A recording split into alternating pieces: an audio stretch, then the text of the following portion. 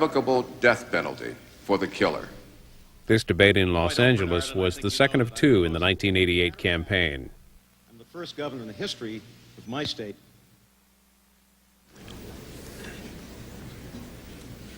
Good evening. On behalf of the Commission on Presidential Debates, I am pleased to welcome you to the second presidential debate. I am Bernard Shaw of CNN, Cable News Network.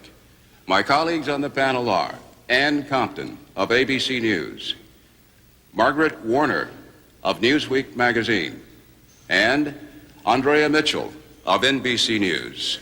The candidates are Vice President George Bush, the Republican nominee, and Governor Michael Dukakis, the Democratic nominee.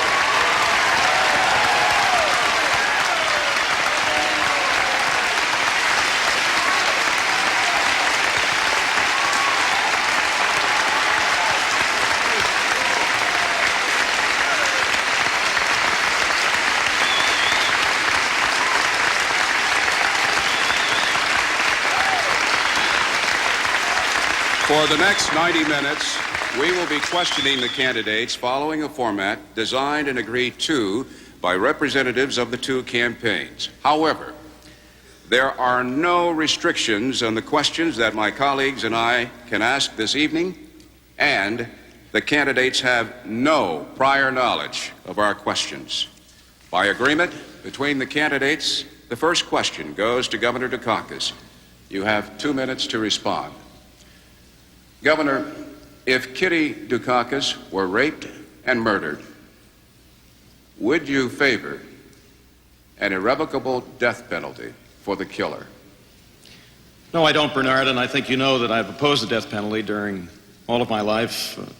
I don't see any evidence that it's a deterrent, and I think there are better and more effective ways to deal with violent crime. We've done so in my own state, and it's one of the reasons why we have had the biggest drop in crime of any industrial state in America, why we have the lowest murder rate of any industrial state in America.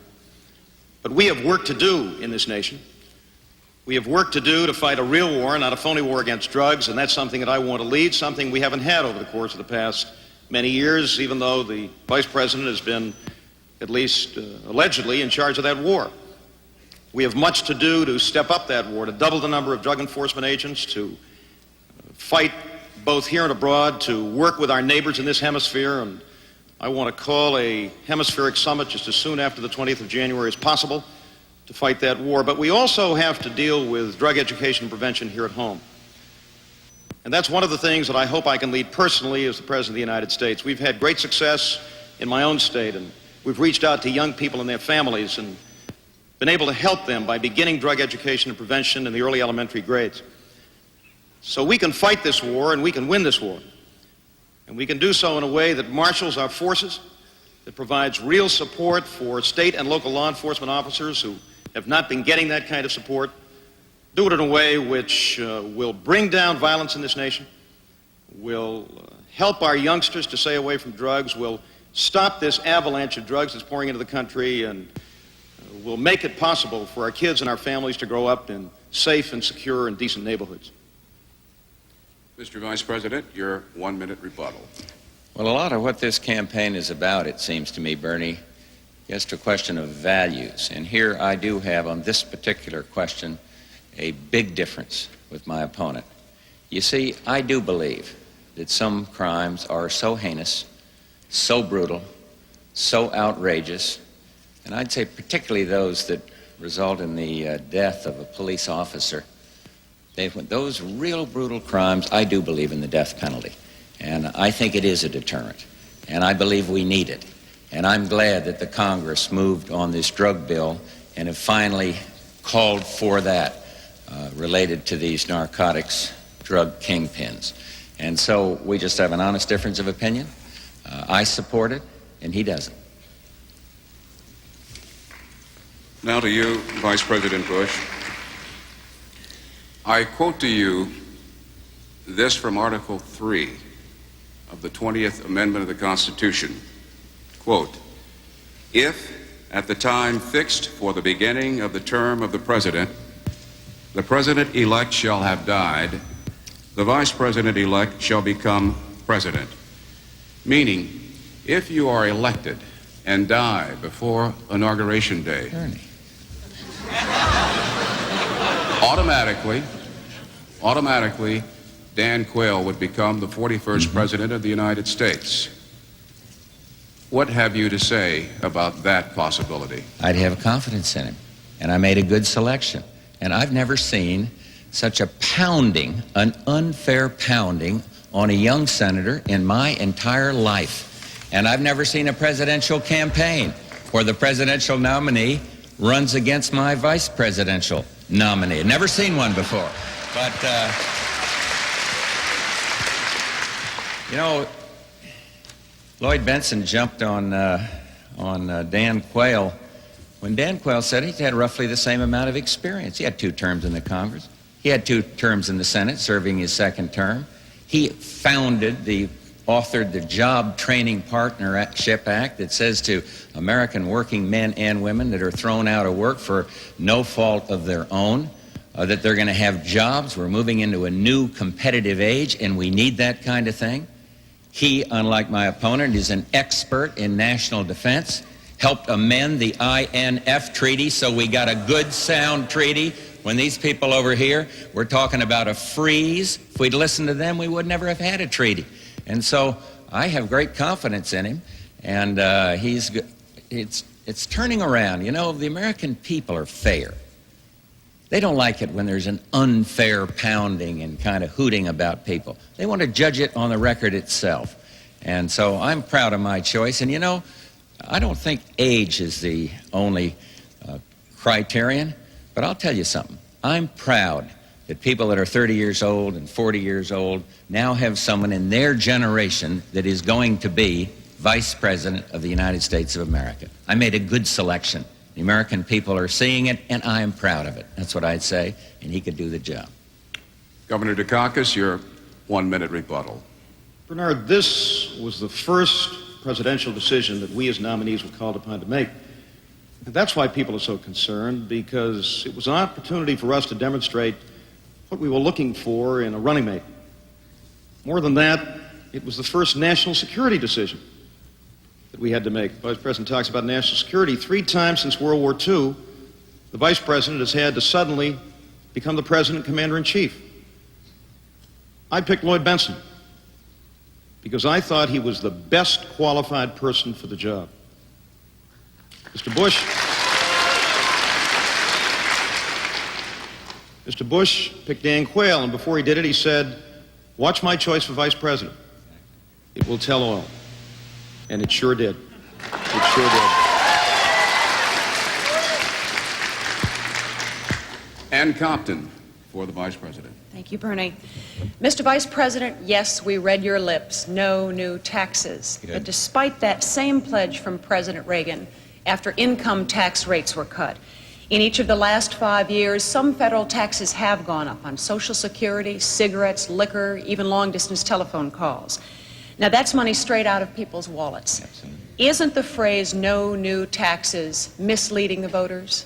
No, because I'm pledged to that. And yes, some taxes have gone up. And the main point is taxes have been cut, and yet income is up to the federal government by 25% in the last 3 years. And so what I want to do is keep this expansion going. I don't want to kill it off by a tax increase. More Americans at work today than at any time in the history of this country, and a greater percentage of the workforce. And the way you kill expansions is to raise taxes. And I don't want to do that. And I won't do that. And what I have proposed is something much better. And it's going to take discipline of the executive branch. It's going to take discipline of the congressional branch. And that is what I call a flexible freeze that allows growth to about 4% or the rate of inflation, but does not permit the Congress just to add on spending. I hear this talk about a blank check. The American people are pretty smart. They know who writes out the checks, and they know who appropriates the money. It is the United States Congress, and by 2 to 1, Congress is blamed for these deficits. And the answer is to discipline both the executive branch and the congressional branch by holding the line on taxes. So I am pledged to do that. And those pessimists who say it can't be done, I'm sorry, I just have a fundamental disagreement with them. Governor Dukakis, your 1-minute response. And the Vice President made that pledge. He's broken it 3 times in the past year already. So it isn't worth the paper it's printed on. And what I'm concerned about is that if we continue with the policies that Mr. Bush is talking about here this evening, a flexible freeze, somebody described it the other day as a kind of economic Slurpee. He wants to spend billions on virtually every weapon system around. He says he's not going to raise taxes, though he has broken that pledge repeatedly. He says he wants to give the wealthiest 1% of the people in this country a 5-year, $40 billion tax break, and we're going to pay for it. And he's been proposing all kinds of programs for new spending costing billions. Now, if we continue with these policies, this $1.5 trillion worth of new debt that's already been added on the backs of the American taxpayer is going to increase even more. And if we continue with this for another 4 years, then I'm worried about the next generation, whether we can ever turn this situation around. No, we need a chief executive who's prepared to lead, who won't blame the Congress, but will lead, will bring down that deficit, will make tough choices on spending. Governor. Will go out and do the job that we expect of him and do it with the Congress of the United States.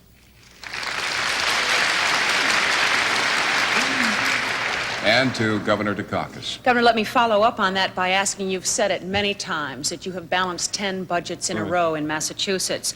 Are you promising the American people here tonight that within a 4-year presidential term you will balance the federal budget? No, I'm not sure I can promise that. I don't think either one of us can, really. There's no way of anticipating what may happen. I will say this, that we'll set as our goal a steady, gradual reduction in the deficit, which will require tough choices on spending. It will require a good, strong rate of economic growth. It will require a plan that the President works out with the Congress, doesn't blame them, works it out with them, which brings that deficit down. It will require us to go out and collect billions and billions of dollars in taxes owed that aren't being paid in this country, and that's grossly unfair to the average American who's paying his taxes and paying them on time and doesn't have any alternative. It's taken out of his paycheck. Mr. Bush says we're going to put the IRS on every taxpayer. That's not what we're going to do. I'm for the Taxpayer Bill of Rights. But I think it's unconscionable, Ann, that we should be talking or thinking about imposing new taxes on average Americans when there are billions out there, over $100 billion in taxes owed that aren't being paid. Now, I think if we work together in that, and if you have a president that will work with the Congress and the American people, we can bring that deficit down steadily, $20, $25, $30 billion a year, build economic growth, build a good, strong future for America, invest in those things which we must invest in, economic development, good jobs, good schools for our kids, college opportunity for young people, decent health care and affordable housing, and a clean and safe environment. We can do all of those things, and at the same time, build a future in which we're standing on a good, strong fiscal foundation. Senator Benson said, as you recall, at the debate with Senator Quayle, that if you give any of us $200 billion worth of hot checks a year, we can create an illusion of prosperity. But sooner or later, that credit card mentality isn't going to work. And I want to bring to the White House a sense of strength and fiscal responsibility which will build a good, strong foundation under which this country, or above which this country, can move, grow, invest, and build the best America for its people and for our kids and our grandkids. Mr. Vice President, your The governor 1-minute has response. to balance the budget in his state. He's required to by law. He's raised taxes several times. I wish he would join me, as a matter of fact, in appealing to the American people for the balanced budget amendment for the federal government and for the line item veto. I'd like to have that line item veto for the president because I think that would be extraordinarily helpful. And I won't do one other thing that he's had to do. Took $29 million out of his state pension fund. That's equivalent on the federal level of taking out of the Social Security Trust Fund. I'm not going to do that. I won't do that at the moment. And so I'm still a little unclear as to whether he's for or against a tax increase. I have been all for the taxpayers' Bill of Rights all along. And this idea of unleashing a whole bunch of army, a conventional force army of IRS agents into everybody's kitchen. I mean, he's against most defense matters, and now he wants to get an army of IRS auditors going out there. I'm against that. I oppose that.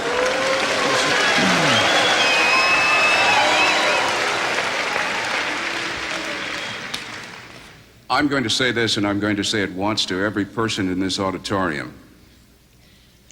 What these candidates are about is of utmost seriousness to the American voters. They should be heard, and you should be quiet. If you are not quiet, I'm going to implore the candidates to do something about crowding or quieting their own partisans. But we cannot get through this program with these outbursts. Margaret Warner for Governor Dukakis. Good evening, Governor. Mr. Vice President. Governor, you won the first debate on intellect, and yet you lost it on heart. Just a minute. I don't know whether You'll get your turn. The American I don't know whether the public... Vice President agrees with that. The American public admired your performance, but didn't seem to like you much. Now, Ronald Reagan has found his personal warmth to be a tremendous political asset. Do you think that a president has to be likable to be an effective leader? Margaret, may I go back and just say to the Vice President that I didn't raid the pension fund in Massachusetts. You're dead wrong, George. We didn't do that. As a matter of fact, I'm the first governor in the history of my state to fund that pension system, and I'm very proud of that. And you just have your interest. You just have your interest. No, we did not. No, we did not. I've been in politics for 25 years, Margaret. I've won a lot of elections. I've lost a few, as you know, and learned from those losses. I won the Democratic nomination in 51 separate contests. I think I'm a reasonably likable guy. I'm serious. Though I think I'm a little more lovable these days than I used to be back in my youth when I began in my state legislature. But I'm also a serious guy. I think the presidency of the United States is a very serious office. And I think we have to address these issues in a very serious way. So I hope and expect that I'll be liked by the people of this country as President of the United States. I certainly hope I'll be liked by them on the 8th of November. But I also think it's important to be somebody who's willing to make those tough choices. Now, we've just heard 2 or 3 times from the Vice President, he's not going to raise taxes. I repeat, within days after you made that pledge, you broke it. You said, well, maybe as a last resort, we'll do it. And you've supported legislation this year that's involved tax increases not once but twice. So that pledge isn't realistic, and I think the Vice President knows it. I think the people of this country know it. The fact of the matter is that the next President of the United States is going to have to go to the White House seriously. He's going to have to work with the Congress seriously. He can't turn to the Congress and blame them for the fact that we don't have a balanced budget and that we have billions and billions of dollars in red ink. And I'm going to be a president who is serious. I hope and expect will be liked by the American people, but more than that, will do the kind of job that I'm elected to do. We'll do it with as much good humor as I can, but at the same time, we'll do it in a way which will achieve the goals we want for ourselves and our people. And I think we know what they are. Governor? A good, strong future, a future in which Your there is time has opportunity run for out, all of sir. our citizens. 1 minute from the Vice President. I don't think it's a question of whether people like you or not to make you an effective leader. I think it's whether you share the broad dreams of the American people, whether you have confidence in the people's ability to get things done, or whether you think it all should be turned over, as many of the liberals do, to Washington, D.C. You see, I think it's a question of values, not likability or lovability. It's a question in foreign affairs of experience, knowing world leaders, knowing how to build on a superb record of this administration in arms control, because you'd know exactly how to begin. You have to learn from experience that making unilateral cuts in the defense system is not the way that you enhance the peace. You've got to understand that it is only the United States that can stand for freedom and democracy around the world, and we can't turn it over to the United Nations or other multilateral organizations. It is, though, trying to understand the heartbeat of the country. And I know these campaigns get knocked a lot, but I think I'd be a better president now for having Mr. had Vice to travel President. to these communities and understand the family values and the importance of neighborhood. Margaret Warner for the Vice President. Please. I'd like to follow up on that, Mr. Vice President. The tenor of the campaign you've been running in terms of both the issues and your rhetoric has surprised even some of your friends. Senator Mark Hatfield, who's known your family a long time and who knew your father, the late Senator Prescott Bush, said, and I quote, "If his father were alive today, I'm sure his father would see it as a shocking transformation." Is Senator Hatfield right?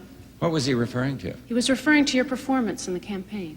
Well, I think my dad would be pretty proud of me. because I think we've come a long, long way. And I think, 3 months ago, I remember some of the great publications in this country had written me off. And what I've had to do is to define not just my position, but to define his. And I hope I've done it fairly. And the reason I've had to do that is that he ran on the left in the Democratic primary, ran firmly and ran with conviction and ran on his record. And then at that Democratic convention, they made a determination. And they said there, ideology doesn't matter, just competence. And in the process, the negatives began. It wasn't me that was there at that convention. Thank God I was up with Jimmy Baker camping out, and I didn't have to hear all the personal attacks on me out of that Democratic convention. It was wonderful not to have to listen to it. And I'm not the one that compared the President of the United States to rotting from like a dead fish from the head down. I didn't do that, but I have defined the issues, and I am not going to let Governor Dukakis go through this election without explaining some of these very liberal positions. He's the one that said, I am a liberal, traditional liberal, progressive liberal Democrat. He's the one that brought up, to garner primary votes, the whole question of the ACLU. And I have enormous difference with the ACLU on their political agenda, not on their defending some minority opinion on the right or the left. I support that. But what I don't like is this left-wing political agenda. And therefore, I have to help define that. And if he's unwilling to do it, if he says ideology doesn't matter, I don't agree with him. 1 minute from Governor Dukakis. Well, Margaret, we've heard it again tonight, and I'm not surprised. The labels, I guess the Vice President called me a liberal 2 or 3 times, said I was coming from the left. In 1980, President Reagan called you a liberal for voting for federal gun control. And this is something Republicans have used for a long time. They tried it with Franklin Roosevelt and Harry Truman and John Kennedy. It's not labels. It's our vision of America. And we have 2 fundamentally different visions of America. The Vice President is complacent, thinks we ought to stick with the status quo, doesn't think we ought to move ahead, thinks that things are okay as they are. I don't. I think this is a great country because we've always wanted to do better, to make our country better, to make our lives better. We've always been a nation which was ambitious for America, and we move forward. And that's the kind of America I want. That's the kind of leadership I want to provide. But I don't think these labels mean a thing, and I would hope that tonight and in the course of the rest of this campaign, we can have our good, solid disagreements on issues. There's nothing the matter with that, but let's stop labeling each other, and let's get to the heart of the matter, which is the future of this country.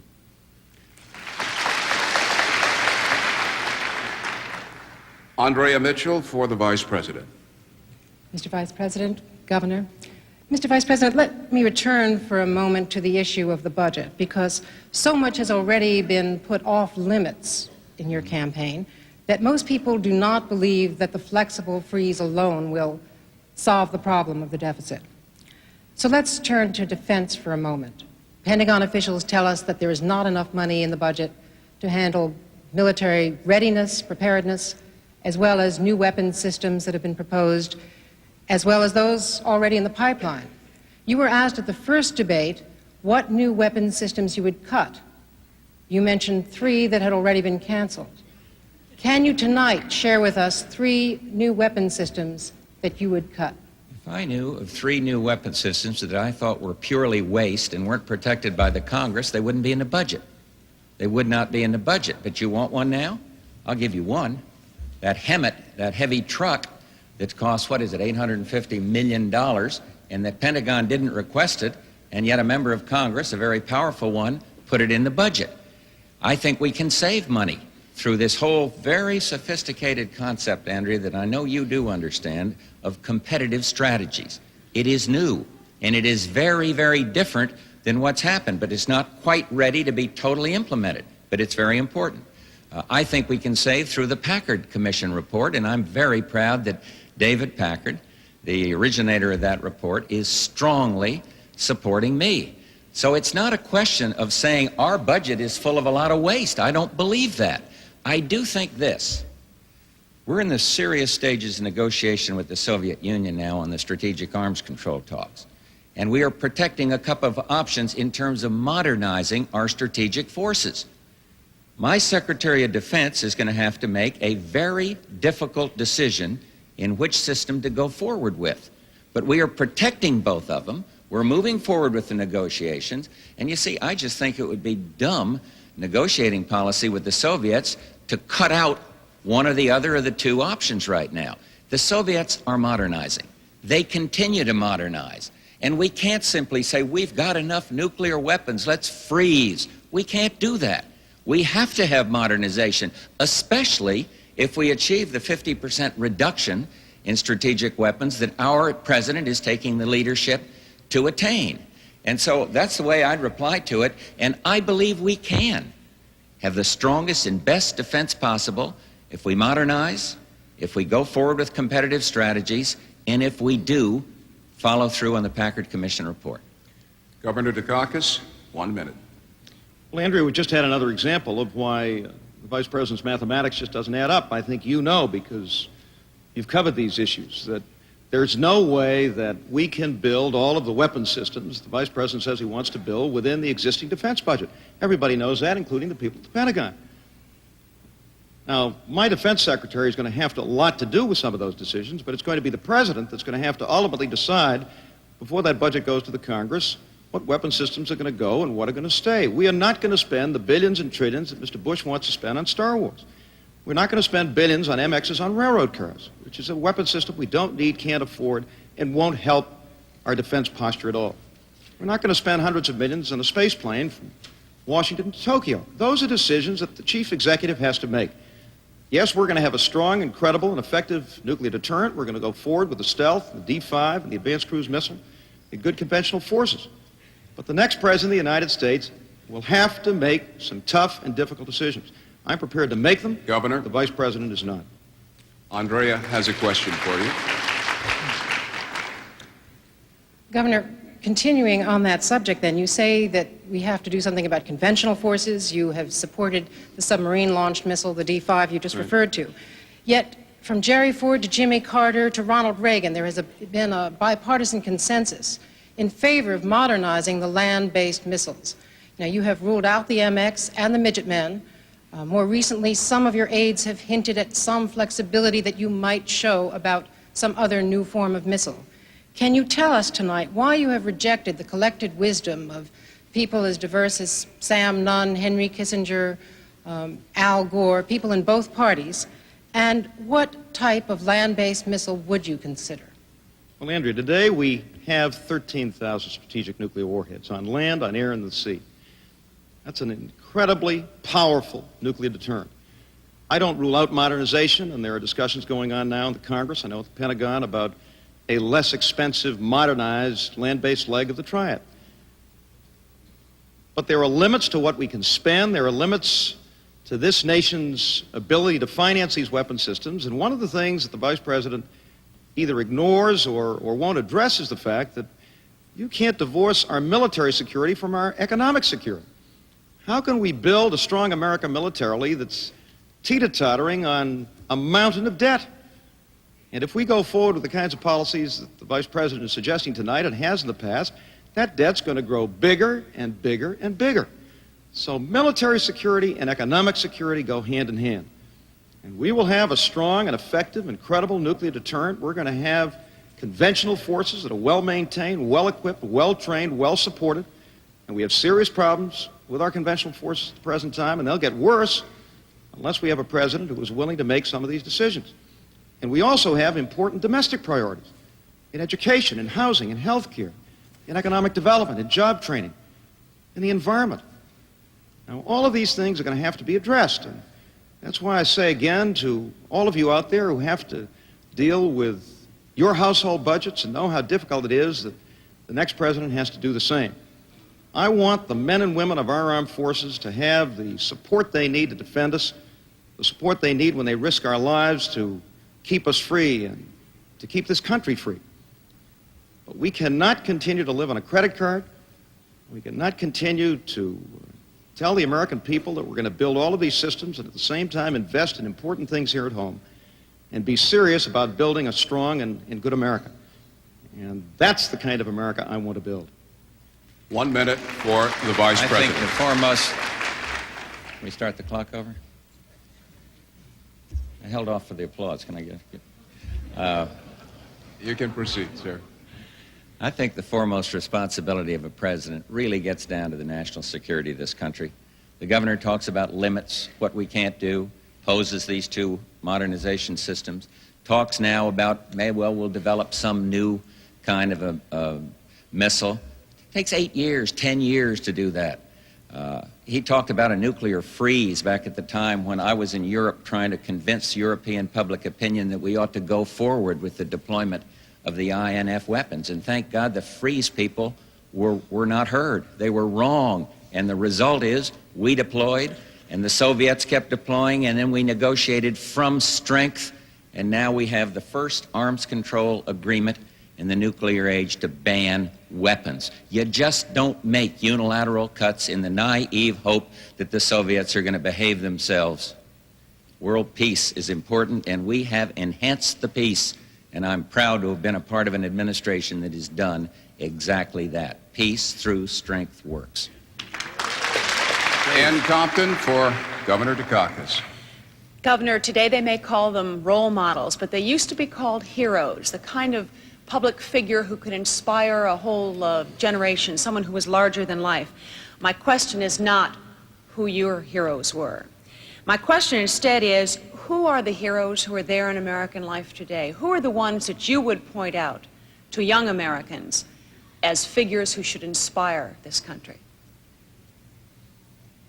Well, I think when I think of heroes, I think back, not presently, but there are many people who I admire in this country today. Some of them are in public life, in the Senate, the Congress, some of my fellow governors who are real heroes to me. I think of those young athletes who represented us at the Olympics, were tremendously impressive. We were proud of them. We felt strongly about them, and they did so well by us.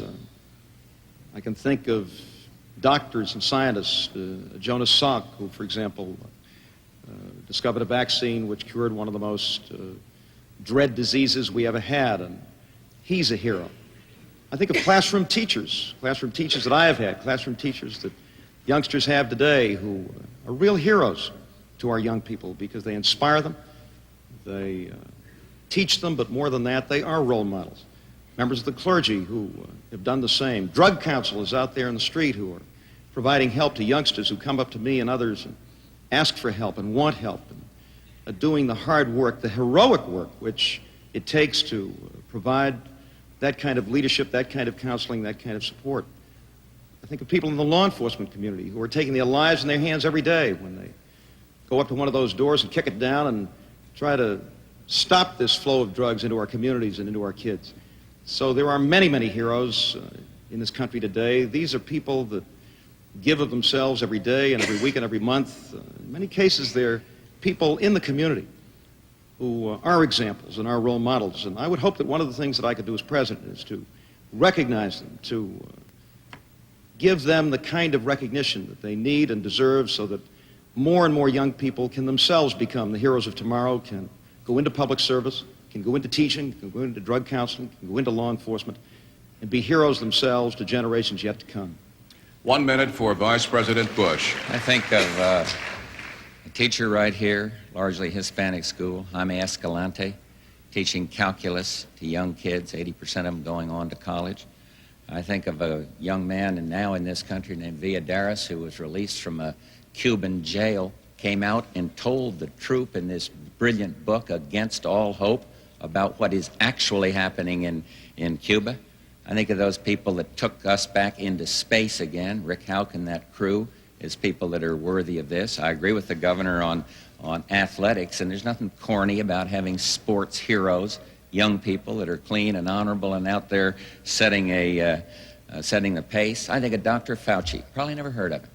Well, you did. Ann heard him. He's a very fine research, top doctor at National Institute of Health, working hard doing something about research on this disease of AIDS. But look, I also think we ought to give a little credit to the President of the United States. He is the one that has gotten us that first arms control agreement, and Mr. the Vice cynics President, abounded. And he is leaving office with a popularity at an all-time high Vice President, because American your time people has say expired. he is our hero. Ann has a question for you, Mr. Vice President. Let's change the pace a little bit, Mr. Vice President. In this campaign, some hard and very bitter things have been spoken by each side about each side. If you'd consider for a moment Governor Dukakis and his years of public service, is there anything nice you can say about him? Yeah. Anything you find admirable? Hey, listen, you're stealing my clothes. I had something very nice to say in that. Somebody leaked my question look, to you? I'll tell you what. No, let me tell you something about that. And Barb and I were sitting there before that Democratic convention, and we saw the governor and his son on television the night before, and his family, and his mother who was there. And I'm saying to Barbara, you know, we've always kept family as a bit of an oasis for us. You all know me, and we've held it back a little. But we use that as a role model. The way he took understandable pride in his heritage, what his family means to him, and we've got a strong family, and we watched that, and we said, hey, we got to unleash the Bush kids. And so you saw 10 grandchildren there jumping all over their grandfather at the convention. You see our 5 kids all over this country and their spouses. And so I would say that the concept of Dukakis' family has my great respect. And I'd say that, I don't know if that's kind or not, it's just an objective statement. And I think the man, anybody that gets into this political arena and has to face you guys every day, deserves a word of praise, because it's gotten a little ugly out there. It's gotten a little nasty. It's not much fun sometimes. And I would cite again Dan Quayle. I've been in politics a long time, and I don't remember that kind of piling on, that kind of ugly rumor that never was true, printed. Now, come on. So some of it's unfair, but he's in the arena. Teddy Roosevelt used to talk about the arena. You know, daring to fail greatly or succeed, doesn't matter. He's in there. So I salute these things. I salute those who participate in the political process. Sam Rayburn had a great expression on this. He said, you know, hear all these intellectuals out there griping and complaining and saying there's negative coverage. Rayburn says, yeah, and that guy never ran for sheriff either. Michael Dukakis has run for sheriff, and so has George Bush. Governor, a 1-minute response, sir. I didn't hear the word liberal or left one time. I thank you for that. That's not bad. That's true. Go ahead. And doesn't that prove the point, George, which is that values like family and education, community, It's where you want to take the country. decent homes for young people, that family in Long Island I visited on Monday where Lou and Betty Talamo bought a house for some $19,000 back in 1962. Have had 7 children. They're all making good livings. They can't live in the community in which they grew up in. Those are basic American values. I believe in them. I think you believe in them. They're not left or right. They're decent American values. I guess the one thing that concerns me about this, Ann, is this attempt to label things which all of us believe in. We may have different approaches. We may think that you deal with them in different ways, but they're basically American. I believe in them. George Bush believes in them. I think the vast majority of Americans believe in them, and I hope Governor, the tone we've just heard might just be the tone we have for the rest of the campaign. I think the American people would appreciate that. Margaret Warner for the Vice President. Vice President Bush, abortion remains with us as a very troubling issue, and I'd like to explore that for a minute with you. You have said that you regard abortion as murder, yet you would make exceptions in the case of rape and incest. My question is, why should a woman who discovers through amniocentesis that her baby will be born with Tay-Sachs disease, for instance, that the baby will live at most 2 years, and those 2 years in incredible pain, be forced to carry the fetus to term, and yet a woman who becomes pregnant through incest would be allowed to abort her fetus? Because you left out one other exception, the health of the mother. Let me answer your question, and I hope it doesn't get too personal or maudlin. Bar and I lost a child. You know that. We lost a daughter, Robin. And we were out, I was over running records in West Texas, and I got a call from her, come home. Went to the doctor. The doctor said, beautiful child. Your child has a few weeks to live. And I said, what can we do about it? He said, no, she has leukemia, acute leukemia, a few weeks to live. We took the child to New York. thanks to the miraculous sacrifice of doctors and nurses, the child stayed alive for 6 months and then died. If that child were here today, and I was told the same thing, my granddaughter, Noelle, for example, that child could stay alive for 10 or 15 years or maybe for the rest of her life. And so I don't think that you make an exception based on medical knowledge at the time. I think human life is very, very precious. And look, this hasn't been an easy decision for me to meet. I know others disagree with it. But when I was in that little church across the river from Washington and saw our grandchild christened in our faith, I was very pleased indeed that the mother had not aborted that child and put the child up for adoption. And so I just feel this is where I'm coming from.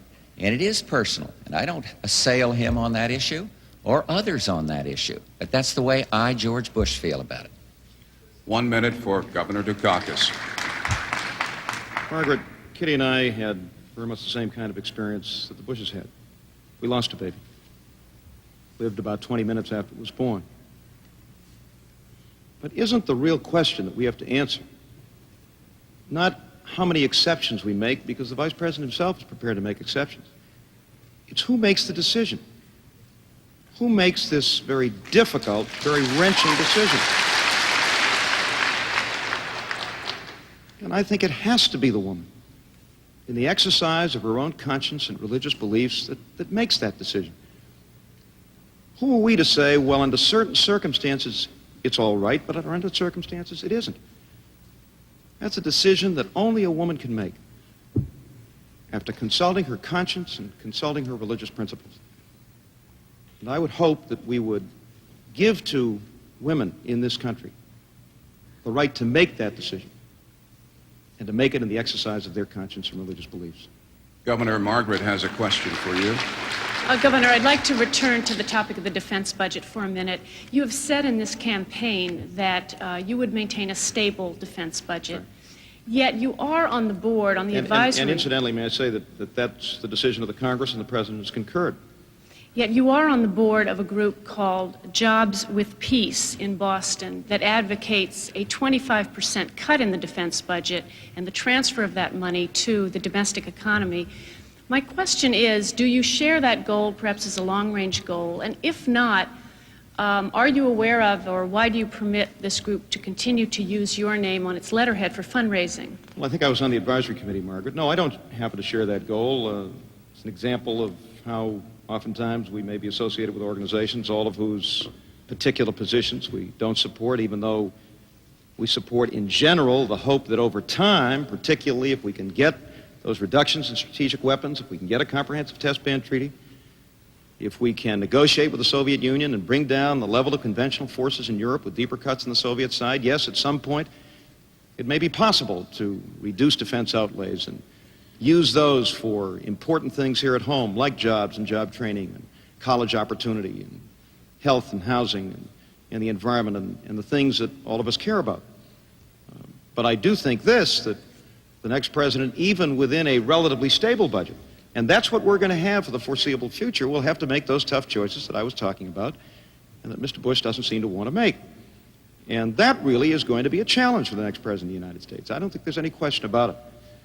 But I also see a tremendous opportunity now to negotiate with the Soviet Union to build on the progress that we've made with the INF Treaty, which I strongly supported, and most Democrats did, to get those reductions in strategic weapons, to get a test ban treaty, and to really make progress on the reduction of conventional forces in Europe. And if we can do that, and do it in a way that gets deeper cuts on the Soviet side, which is where they ought to come from, then I think we have an opportunity over the long haul to begin to move some of our resources from the military to important domestic priorities that can provide college opportunity for that young woman whose mother wrote me from Texas just the other day, from Longview, Texas. 2 teachers, a mother and a father, who have a child that's a freshman in college, is an electrical engineering major, a very bright student, and they can't afford to keep that child in college. So I hope that we can begin to move those resources. It's not going to happen overnight. It certainly will have to happen on a step-by-step basis as we make progress in arms negotiation and arms control and arms reduction. But But it certainly ought to be Governor? a long-term goal of all Americans, and I think it is. 1 minute for the Vice President. The defense budget today takes far less percentage of the gross national product than it did in President Kennedy's time, for example. Moved tremendously. And you see, I think we're facing a real opportunity for world peace. This is a big question. And it's a question as to whether the United States will continue to lead for peace. See, I don't believe any other country can pick up the mantle. I served at the UN. I don't think we can turn over these kinds of decision of the collective defense to the United Nations or anything else. So what I'm saying is we are going to have to make choices. I said I would have the Secretary of Defense sit down, but while the President is negotiating with the Soviet Union, I simply do not want to make these unilateral cuts. And I think those that advocated the freeze missed the point that there was a better way, and that better way has resulted in a principle, asymmetrical cuts. Soviets take out more than we do, and the principle of intrusive verification. And those two principles can now be applied to conventional forces, to strategic forces, provided Mr. Vice we don't give President? away our hand before we sit down at the table. Andrea Mitchell for Governor Dukakis. Governor, you've said tonight that you set as a goal the steady reduction of the deficit, and you've talked about making tough choices, so perhaps I can get you to make one of those tough choices.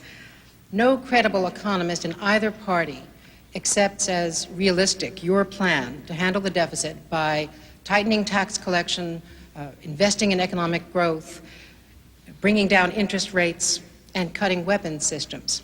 So And some domestic programs as well, Andrew. some domestic programs as well. So let's assume now, for argument purpose, that it is the spring of 1989 and you are President Dukakis and you discover that all of those economists were right and you were wrong. You are now facing that dreaded last resort, increased taxes. Which tax do you decide is the least onerous? May I disagree with the premise of your question? For the sake of argument, no.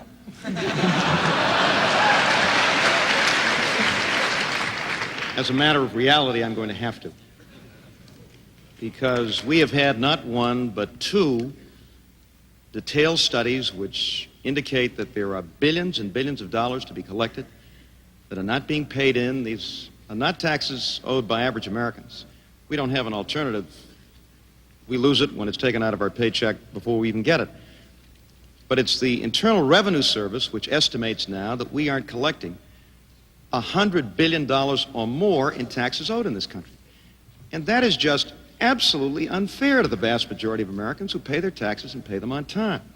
The Dorgan Task Force, which included two Internal Revenue Commissioners, one a Republican, former Internal Revenue Commissioners, one a Republican, one a Democrat, was a bipartisan commission, a study by two respected economists, which indicated that we could collect some $40, $45, $50 billion of those funds. The point is, you've got to have a president who's prepared to do this and to begin right away, and preferably a president who, as a governor of a state, has had very, very successful experience at doing this. In my own state, we did it. In other states, we've done it. Republican governors as well as Democratic governors, and we've had great success at revenue enforcement. Now, the vice president will probably tell you that it's going to take an army of IRS collectors again. Well, his campaign manager, who used to be the Secretary of the Treasury, was taking great credit about a year ago in asking and receiving from the Congress substantial additional funds to hire Internal Revenue agents to go out and collect these funds. And I'm happy to join Jim Baker in saying that we agree on this. But the fact of the matter is that this is something that we must begin. It's going to take at least the first year of the new administration. But the Dorgan Task Force, the bipartisan task force, estimated that we could collect about $35 billion in the fifth year, $105 billion over 5 years. The other study, even more than that, and that's where you begin. 1 minute response, Mr. Vice President. Well, Andrea, you didn't predicate that lack of economist support for what I call a flexible freeze, because some good, very good economists do support that concept. And I think where I differ with the governor of Massachusetts is I am optimistic. They jumped on me yesterday being a little optimistic about the United States. I am optimistic, and I believe we can keep this longest expansion going. I was not out there when that stock market dropped, wringing my hands and saying this was the end of the world, as some political leaders were, because it isn't the end of the world. And what we have to do is restrain the growth of spending. And we are doing a better job of it. The Congress is doing a better job of it. And the dynamics work. But they don't work if you go raise taxes and then the Congress spends it, continues to spend that. The American working man and woman are not taxed too little. The federal government continues to spend too much. Oops, hold it. Mr. Vice President, Andrea has a question for you. Mr. Vice President, you have flatly ruled out any change in Social Security benefits, even for the wealthy. Now, can you stand here tonight and look a whole generation of 18 to 34-year-olds in the eye, the very people who are going to have to be financing that retirement, and tell them that they should be financing the retirement of people like yourself, like Governor Dukakis, or for that matter, people such as ourselves here on this panel? More so you than me. But we could argue about that. So. No, but you got to go back to what Social Security was when it was created. It wasn't created as a welfare program. It wasn't created that it was created as a whole retirement or help supplement to retirement program. It wasn't created as a welfare program. So here's what's happened. We came into office and the Social Security Trust Fund was in great jeopardy. And the president took the leadership, working with the Democrats and the Republicans in Congress. Some tough calls were made, and the Social Security Trust Fund was put back into sound, solvent condition. So I don't want to fool around with it. And there's a good political reason, because it's just about this time of year that the Democrats start saying the Republicans are going to take away your Social Security. It always works that way. I've seen it in precinct politics in Texas, and I've seen it at the national level. We have made the Social Security Trust Fund sound, and it is going to be operating at surpluses, and I don't want the liberal Democratic Congress to spend out of that Social Security Trust Fund or go and take the money out for some other purpose. I don't want that. And I will not go in there and suggest changes in Social Security. I learned that the hard way. And the governor and I both supported slipping the COLAs for 1 year. He supported it at the National Governors Conference, and I supported it in breaking a tie in a major compromise package. And we got assailed by the Democrats in the election over that. And I am going to keep that Social Security Trust Fund sound and keep our commitment to the elderly, and maybe down the line, maybe when you get 2 decades or one into the next century, you're going to have to take another look at it, but not now. We do not have to do it. Keep the trust with the older men and women of this country. Governor, you have 1 minute, sir. Andrea, I don't know which George Bush I'm listening to. George Bush a few years ago said that Social Security was basically a welfare system. And in 1985, he flew back from the West Coast to cut that COLA. I voted against that at the National Governors Association. We won a majority. We didn't win the 2/3 that was necessary in order to pass that resolution, George, but everybody knew what we were doing, and I've opposed that. The reason that we raise concerns, not just in election years, but every year, is because Republicans, once they're elected, go in there and start cutting. You did it in 1985. The administration tried to do it repeatedly in 81, 82. And I'm sure you'll try to do it again, because there's no way that you can finance what you want to spend. There's no way you can pay for that 5-year, $40 billion tax cut for the rich and still buy all those weapon systems you want to buy unless you raid the Social Security Trust Fund. Ann Compton for the Vice President. Mr. Vice President, there are 3 justices of the Supreme Court who are in their 80s, and it's very likely the next president will get a chance to put a lasting mark on the Supreme Court. For the record, would your nominees to the Supreme Court have to pass something that has been called a kind of conservative ideological litmus test? And would you give us an idea of perhaps who 2 or 3 people on your short list are for the court? One, I don't have a list yet. I feel pretty confident tonight, but not that confident. And secondly, I don't have any litmus test.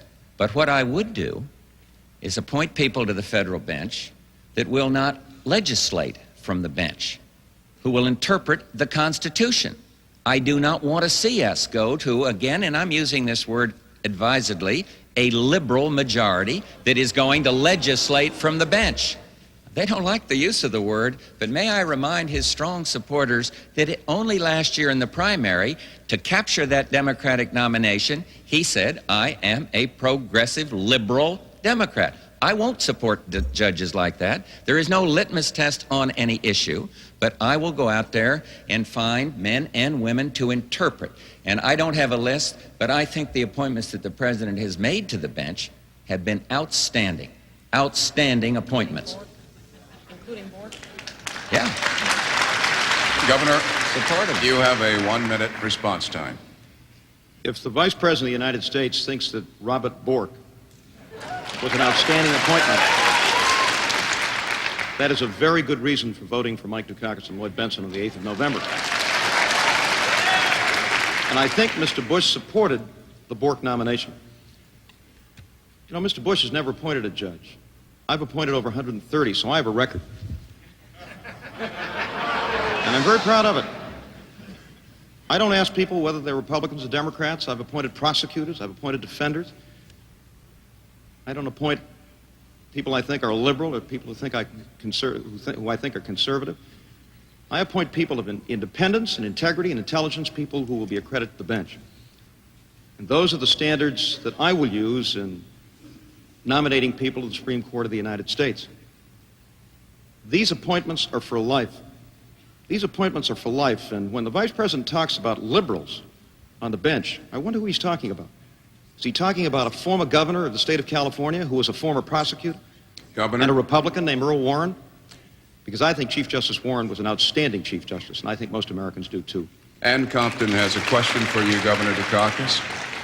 Governor, millions of Americans are entitled to some of the protections and benefits that the federal government provides, including Social Security, pensions, Medicare for the elderly, Medicaid for the poor. But in fact, there are so many millions of Americans who are eligible. The government just can't continue to pay for all of those programs as they're currently constituted. A blue ribbon panel shortly after the election is likely to recommend that you go where the money is when you make budget cuts, and that means entitlements. Before the election, would you commit yourself to any of those hard choices, such as which one of those entitlements ought to be redrawn? Andrew, why do people who want to balance budgets or bring the deficit down always go to those programs which tend to benefit people of very modest means? You know, 2/3 of the people in this country who receive Social Security checks live entirely on that check. They have no other income. And yet Mr. Bush tried to cut their cost of living increase in 1985. Medicare is not getting less expensive. Medical care for the elderly is getting more expensive, with greater deductibles, with fewer benefits, the kinds of things that we've had under this administration that have cut and chopped and reduced the kinds of benefits that one gets under Medicare. Yes, we now have catastrophic health insurance, but it's going to cost.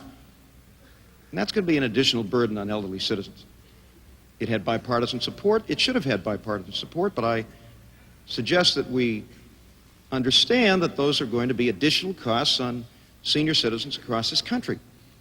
So I'm not going to begin, and I'm not going to go to entitlements as a means for cutting that deficit when we're spending billions on something like Star Wars, when we're spending billions on other weapon systems, which apparently the Vice President wants to keep in his back pocket or someplace, but which, if we continue to spend billions on them, will force us to cut Social Security, to cut Medicare, to cut these basic entitlements to people of very, very modest means.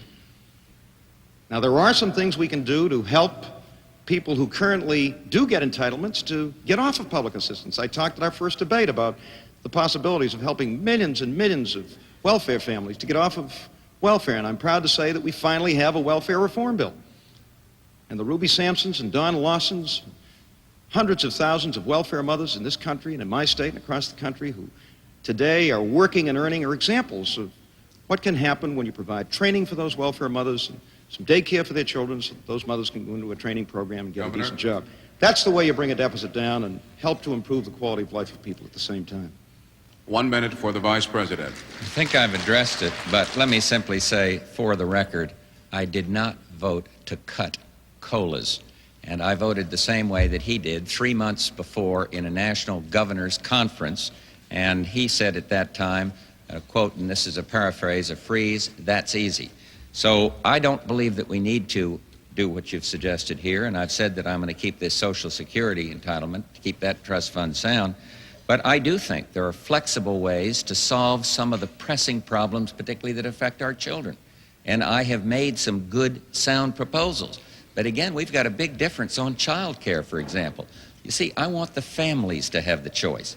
I don't want to see the federal government licensing grandmothers. I don't want to see the federal government saying to communities, well, you can't do this anymore. We're going to tell you how to do it all. I want flexibility. And I do, you know, these people laugh about the 1,000 points of life. You ought to go out and you ought to go out and see around this country what's happening in the volunteer sector. American helping America. And I want to keep it alive in child care and in other entitlements. Margaret Warner for Governor Dukakis. Governor, I'm going to pass on the question I originally planned to ask you to follow up on your rebuttal to a question Andrea asked, and that involves Social Security. Now, it is true, as you said, that originally you sought an exemption for Social Security COLAs in this National Governors Association vote. But when you lost that vote, you then endorsed the overall freeze proposal. And what's more, you had great criticism of your fellow governors who wouldn't go along as political cowards. You said, that is absolutely not true. You said it takes guts and it takes will. That is absolutely not true. It had nothing to do with the debate on Social Security. It had to do with the discussion we had the previous day on the overall question of reducing a budget. My question is, aren't you demagoguing the Social Security issue? I just have to correct the record. That simply isn't true. Now, we're not a parliamentary body, the National Governors Association. We vote on resolutions. If you don't get a 2/3, then your resolution doesn't pass. But everybody knew that those of us who voted against the freezing of COLAs did so. We did so emphatically, and I never made that statement, never would. The point is that as we look at this nation's future, and we have two very different visions of this future. I want to move ahead. The Vice President talks about 1,000 points of light.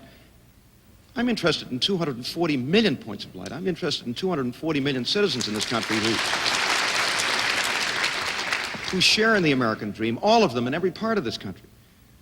But as we look at the decisions that the next President of the United States is going to have to make, I just don't believe the place you go first is those programs, those so-called entitlements, which provide a basic floor of income and a modest amount of medical care for the elderly, for the disabled, for people who can't make their way on their own, and in many cases have given a great deal to this country.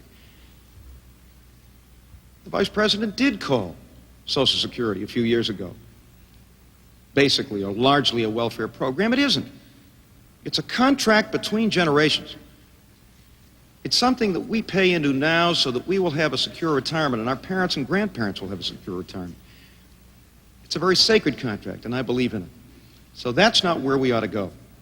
There are plenty of places to cut. There's lots we can do in the Pentagon where dishonest contractors have been lining their pockets at the expense of the American taxpayer. We certainly ought to be able to give our farm families a decent income without spending $20 to $25 billion a year in farm subsidies, and I'm sure we can do that. That's where we ought to go, and those are the programs that we ought to review first. 1 minute for the Vice President. Well, let me take him up on this question of farm subsidies. We have a fundamental difference approach on agriculture. He favors this supply maintenance or production controls. He said that. He's been out in the states saying that, in these Midwestern states. I don't. I think the farm bill that he criticizes was good legislation, outstanding legislation. And I believe the answer to the agricultural economy is not to get the government further involved, but to do what I'm suggesting. First place, never go back to that Democratic grain embargo, that liberal Democrat grain embargo that knocked the markets right out from under us and made Mr. Gorbachev say to me when he was here, how do I know you're reliable suppliers? We never should go back to that. And we ought to expand our markets abroad. We ought to have rural enterprise zones. We ought to move forward swiftly on my ideas of ethanol, which would use more corn and therefore create a bigger market for our agricultural products. But let's not go back and keep assailing a farm bill that passed with overwhelming Democrat and Republican Mr. Vice support. President? The farm payments are going down because the agricultural economy is coming back. Margaret Warner has a question for you, Mr. Vice President. Mr. Vice President, I'd like to cover a subject that wasn't covered in the first debate. You have said in this campaign, I am an environmentalist, and described yourself as having zero tolerance for polluters. And yet your record does seem to suggest otherwise. When you were head of the President's Task Force on Regulatory Relief, you did urge EPA to relax regulations involving the elimination of lead from gasoline. I believe you urged suspension of rules requiring industries to treat toxic waste before discharging them in sewers. And your group also urged OSHA to weaken the regulations requiring that workers be informed of dangerous chemicals at the work site. Finally, I believe you did support the President's veto of the Clean Water Act. And my question is, how do you square your campaign rhetoric with this record? 90% reductions in lead since I chaired that regulatory task force. 90%. It's almost, you remember that expression, get the lead out? It's almost out, almost gone. Clean water, I'm for clean water. But what I'm not for is measuring it the way that the Democratic Congress does. We set up a good bill on clean water, a sound bill on clean water, but the only way you can express your love for clean water is to double the appropriations for clean water and then rant against the deficit. I am for clean water. I've been an outdoorsman and a sportsman all my life. I've been to these national parks. I led for the Bro-Wallop bill, or what formerly Dingell-Johnson. I headed the task force when I was a member of the Congress way back in the late 60s on these kinds of things on the Republican side. I led for that. And so I refuse to measure one's commitment as to whether you're going to double the spending. That is the same old argument that gotten us into the trouble on the deficit side. So I'll just keep saying I am one. I'm not going to go down there and try to dump the sludge from Massachusetts off the beaches off of New Jersey. I'm not going to do that. That boo is excessively loud. Can you add 5 seconds, Bernie, out of fairness? Come on. Give me 5. I mean, this is too much down there. But I'm not going to do that. I am an environmentalist. I believe in our parks. I believe in the President's Commission on Outdoors. And I'll do a good job because I am committed. Governor Dukakis, you have 1 minute to respond. Margaret, I'm not sure I can get all of this in 1 minute. George, we have supply management today under the 1985 bill. It's called set-asides. Secondly, if you are so opposed to the grain embargo, why did you ask the godfather of the grain embargo to be one of your top foreign policy advisors? I'm against the grain embargo. It was a mistake. I'm also against the pipeline embargo, which you folks attempted to impose. That was a mistake as well and cost thousands of jobs to American workers in the Midwest and all over the United States of America. Margaret, once again, I don't know which George Bush I'm talking about here or looking at. The George Bush who was a charter member of the environmental wrecking crew that went to Washington in the early 80s and did a job in the EPA, or the one we've been seeing and listening to the past 2 or 3 months. But let me say this, because he spent millions and millions of dollars in advertising on the subject of Boston Harbor. George, Boston Harbor was polluted for 100 years. I'm the first governor to clean it up. No thanks to you. No thanks to you. And we've been cleaning it up for 4 years. We passed landmark legislation in '84. No thanks to you. Did everything you could to kill the Clean Water Act and those grants, Governor, which make it possible for states and local communities to clean up rivers and harbors and streams. Andrea Mitchell has a question for you, Mr. Vice President. Mr. Vice President, Jimmy Carter has called this the worst campaign ever. Richard Nixon has called it trivial, superficial, and inane. Whoever started down this road first of negative campaigning, the American people, from all reports coming to us, are completely fed up. Now, do you have any solutions to suggest? Is there time left to fix it? There are 26 days left. For instance, would you agree to another debate before it's all over so that the American people, so that the American people would have another chance before Election Day to compare you two? No, I will not agree to another debate. The American people are up to here with debates. They had 30 of them. We had 7 of them. Now we got 3 of them. I am going to carry this election debate all across this country in the last, whatever remains of the last 3.5 weeks or whatever we have. And the answer is no. I am not going to have any more debates. We don't need any more debates. I've spelled out my position.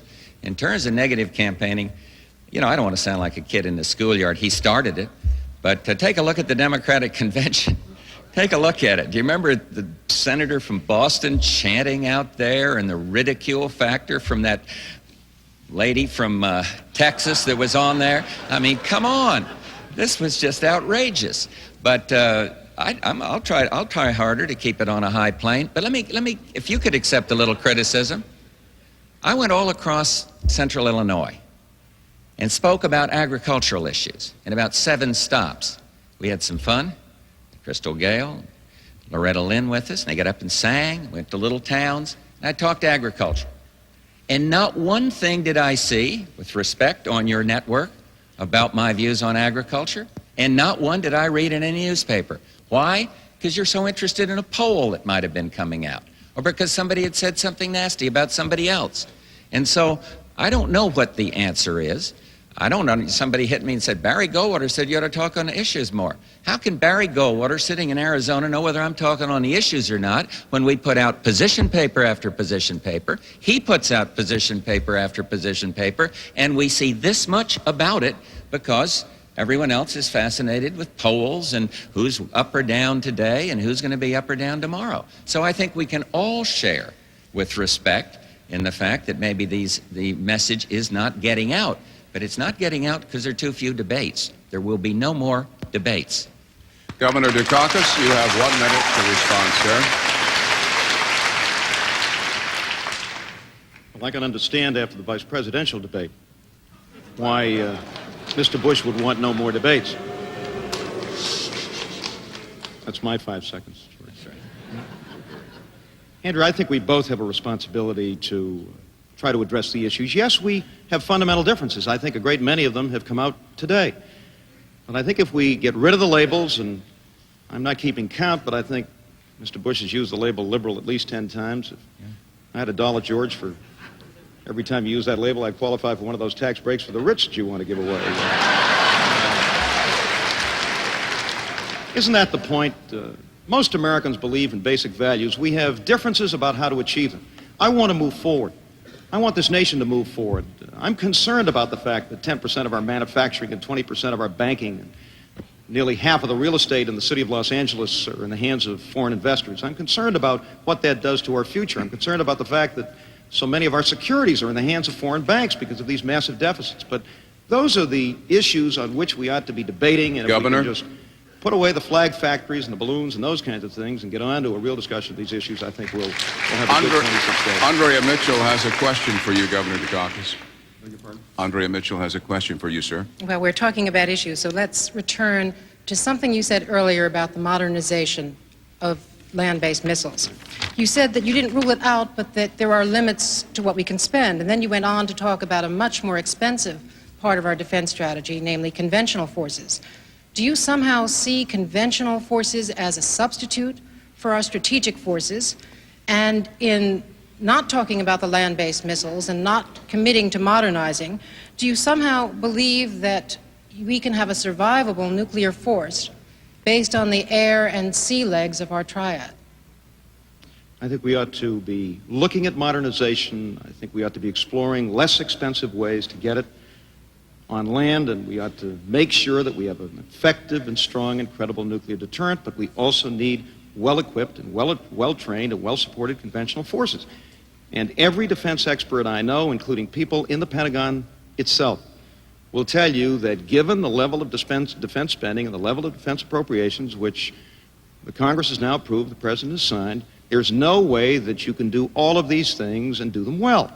That's why tough choices will be required. Choices I'm prepared to make, Mr. Bush is not prepared to make. But Andrea, I think we can go far beyond this as well, because we have opportunities now, step by step, to bring down the level of strategic weapons and get a test ban treaty, negotiate those conventional force reductions. I would challenge Mr. Gorbachev to join with us in limiting and eliminating regional conflict in the Middle East, in Central America. Let's get him working on Syria, their client state, and see if we can't get them to join Israel and other Arab nations, if at all possible, and Arab leaders, in finally bringing peace to that troubled region. And I think that's one reason why we need fresh leadership in the White House that can make progress now in bringing peace to the Middle East. Let's go to work and end this fiasco in Central America, a failed policy which has actually increased Cuban and Soviet influence. The Democratic leaders of Central and Latin America want to work with us. I've met with them. I know them. I've spent time in South America. I speak the language. So does Senator Benson.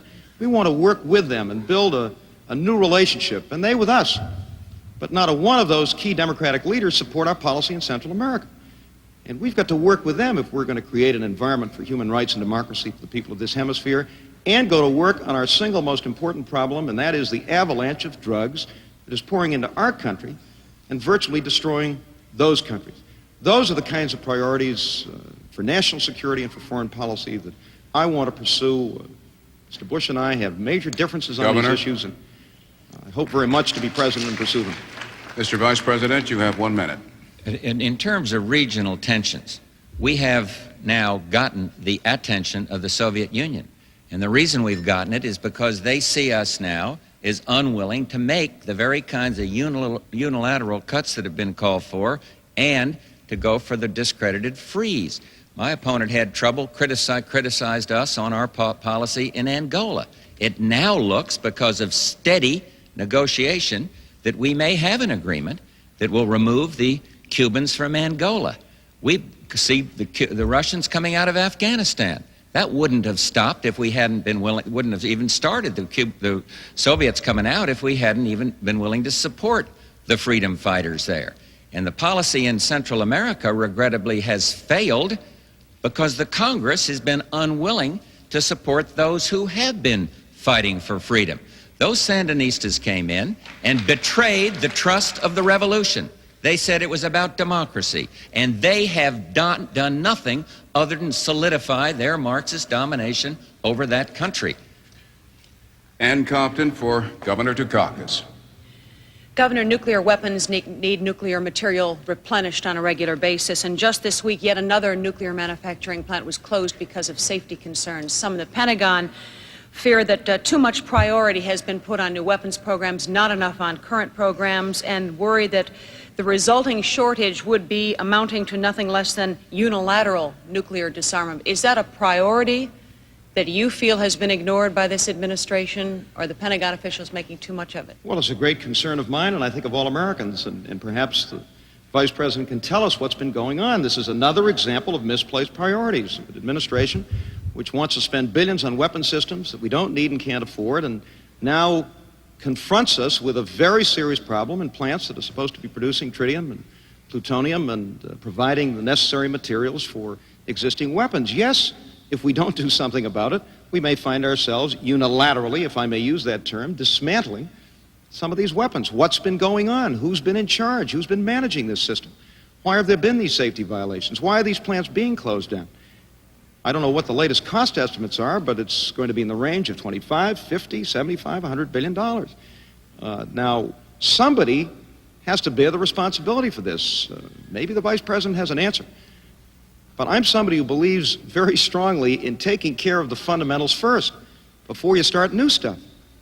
And that's something which will be a priority of ours in the new administration, because without it, we cannot have the effective and strong and credible nuclear deterrent we must have.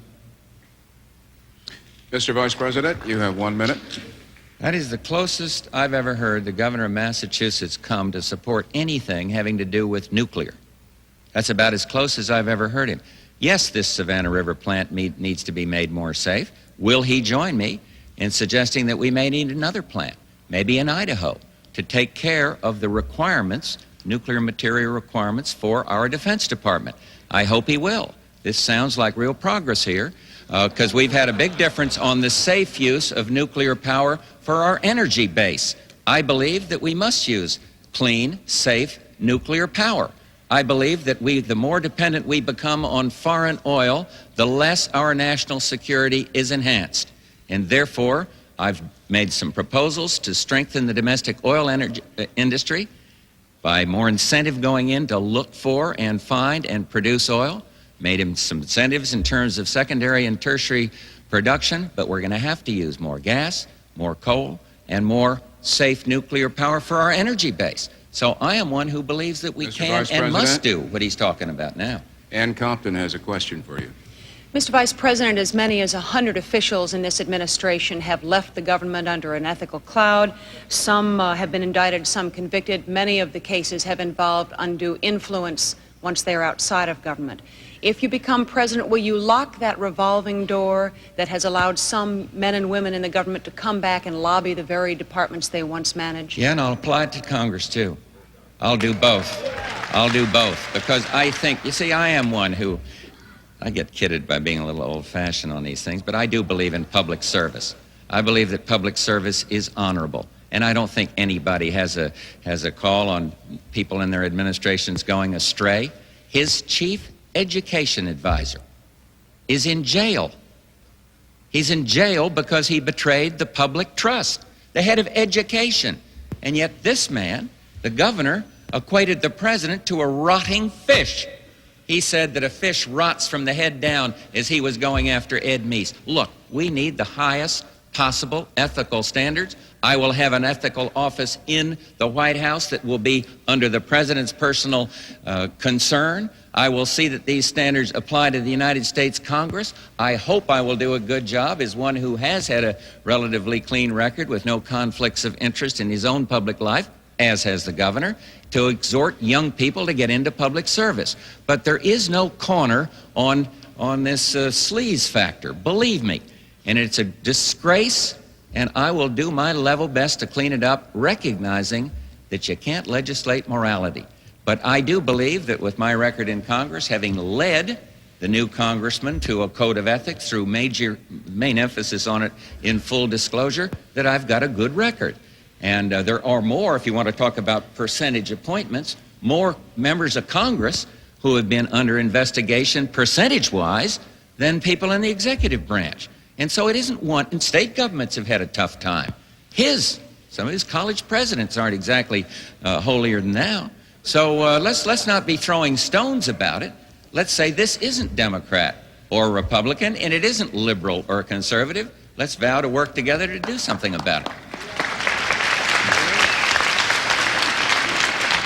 Governor, you have 1 minute to respond. And I would agree that integrity is not a Republican or a Democratic issue. It's an American issue. But here again, I don't know which George Bush I'm listening to. Wasn't this the Mr. Bush that supported Mr. Meese? Called James Watt an excellent Secretary of the Interior? Provided support for some of these people, supported the nomination of Robert Bork to the Supreme Court of the United States? We've had dozens and dozens of officials in this administration who have left under a cloud, who have left with a special prosecutor on their arm, have been indicted, convicted.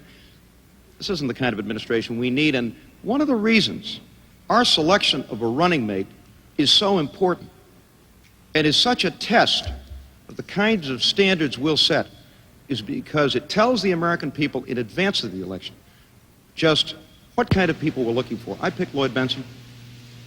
Mr. Bush picked Dan Quayle. I think that says a great deal to the American people about the standards we'll set and the quality of the people that we will pick to serve in our administration.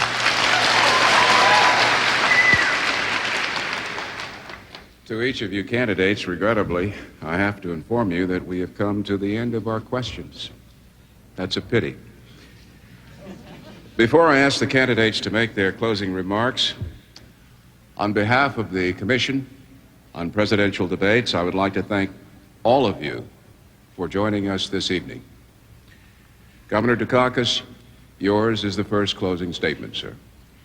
28 years ago, as a young man just graduated from law school, I came to this city, came clear across the country to watch John Kennedy be nominated for the presidency of the United States, right here in Los Angeles. I never dreamed that someday I would win that nomination and be my party's nominee for president.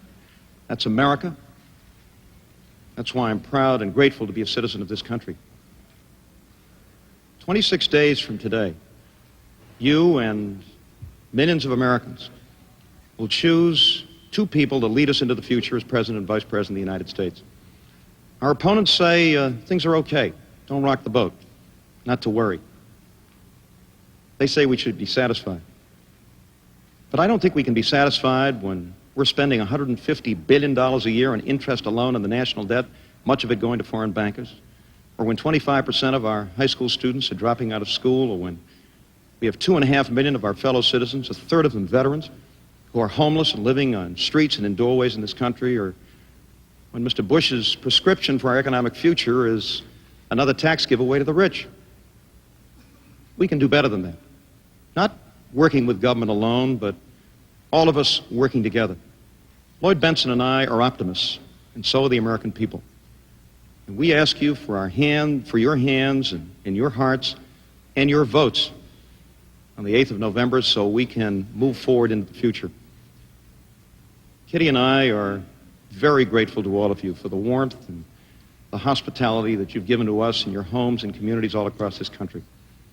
We love you, and we're grateful to you for everything that you've given to us. And we hope that we'll be serving you in the White House in January of 1989. Thank you, and God bless you.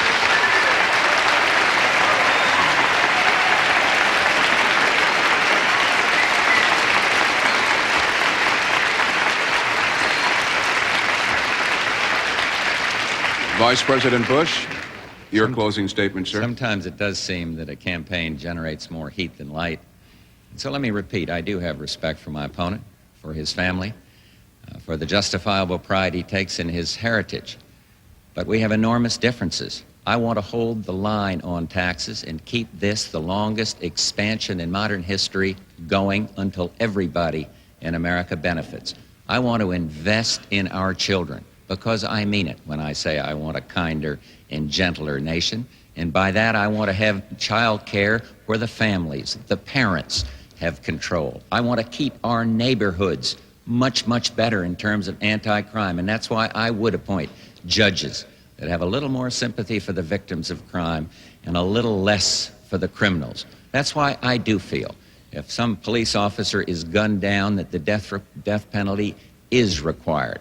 I want to help those with disabilities fit into the mainstream. There is much to be done. This election is about big things, and perhaps the biggest is world peace.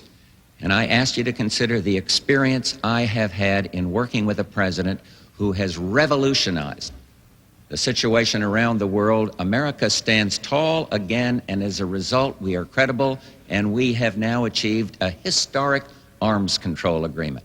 I want to build on that. I'd love to be able to say to my grandchildren 4 years after my first term, I'd like to say, your grandfather, working with the leaders of the Soviet Union, working with the leaders of Europe, was able to ban chemical and biological weapons from the face of the earth. Lincoln called this country the last best hope of man on earth. And he was right then, and we still are the last best hope of man on earth. And I ask for your support on November 8th, and I will be a good president. Working together, we can do wonderful things for the United States and for the free world. Thank you very, very much.